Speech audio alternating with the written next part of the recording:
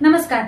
आपण कालपासून बातम्यांमध्ये एकच बातमी ऐकली असेल की जे स्वतःला शांतीदूत समजतात असे अमेरिकेचे राष्ट्राध्यक्ष डोनाल्ड ट्रम्प यांच्या मार्गदर्शनाखाली अमेरिकेने त्यांच्याच शेजारी व्हेनेझुएला असणारा जो देश आहे त्याचा राष्ट्राध्यक्ष निकोलस मादुरो याला रातोरात उचललं आणि त्याचं अपहरण केलं आणि तेथील सत्ता उलथवून लावली.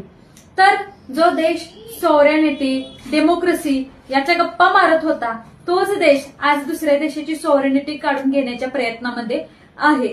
तर बघा, आजपर्यंत महाभारत घडलं भारतामध्ये, त्यामधला जो पात्र आहे श्रीकृष्ण ते जन्माला आले भारतामध्ये, पण त्याचा विचारसरणीचा संपूर्ण उपयोग जर कोण करून घेत असेल तर अमेरिका आहे.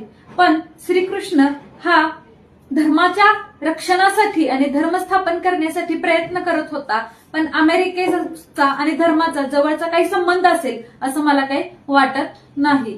आज बरेच देशांनी व्हेनेझुएलामध्ये जो प्रकार घडला त्यावरती स्वतःच्या प्रतिक्रिया दिलेल्या आहेत, पण जगामध्ये असा एकही देश उरलेला नाही की जो ठामपणे अमेरिकेच्या समोर उभा राहू शकेल आणि कुठल्या देशाची सॉव्हरेनिटी जर अमेरिका काढून घेत असेल तर त्याच्या विरोधात कोणता देश बोलेल असा एकही देश आज या पृथ्वीच्या पाठीवरती उभा नाही. रशियाचा त्याचा स्वतःचा इंटरेस्ट आहे, कदाचित पुढे जाऊन रशिया सुद्धा झेलेन्स्कीला अशाच पद्धतीने उचलून आणेल.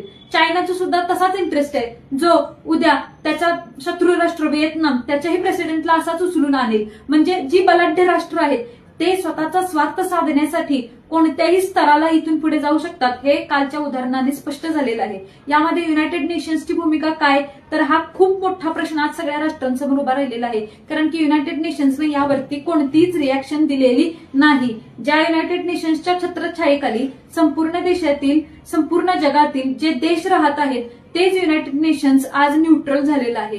ही येणाऱ्या काळामध्ये वर्ल्ड वॉर 3 ची सिच्युएशन क्रिएट करणारी घटना आहे आणि याचे धोके भविष्यात आपल्याला खूप बसू शकतात. धन्यवाद.